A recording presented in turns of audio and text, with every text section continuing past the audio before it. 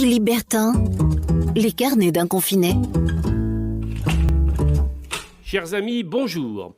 Comme des millions de Français, j'ai rendez-vous chaque soir avec mon petit écran et le journal télévisé. Il est 20h et chaque soir, les journalistes nous tiennent régulièrement informés de l'avancée du virus et du combat des soignants. Leurs reportages sont faits dans des conditions souvent difficiles et je les trouve assez courageux, ces journalistes qui nous racontent le quotidien du confinement. À ce propos, j'ai vu l'autre soir un reportage qui m'a fait un peu sourire.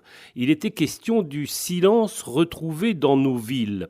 Plusieurs témoins parlaient en effet de ce qu'ils n'entendaient plus sous leurs fenêtres au pied de leurs immeubles, c'est-à-dire le bruit des voitures, des autobus, des mobylettes. Certains avouait que même s'il avait quelque chose de réconfortant, parfois ce silence était aussi angoissant. Ces bruits, ça fait partie du quotidien et ça fait du bien d'entendre la vie à sa fenêtre, disait une personne devant la caméra.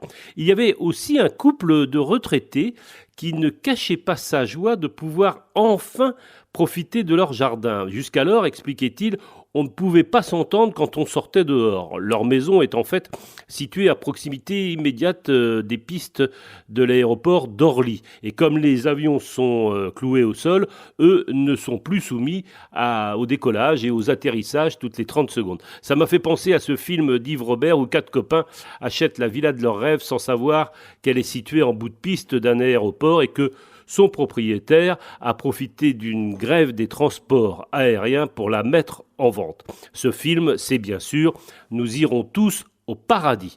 Est-ce prémonitoire en ces temps de confinement? Irons-nous tous au paradis après avoir vécu cet enfer du Covid-19? Allez, pour nous rassurer, je vais me mettre un peu de musique et un peu de Polnareff. On ira tous au paradis, qu'on soit béni ou qu'on soit maudit, on ira, puisque c'est lui qui le dit. Je vous souhaite donc une bonne journée, portez-vous bien, prenez soin de vous et à demain. Philippe Bertin, les carnets d'un confiné. Podcast by Tendance Ouest.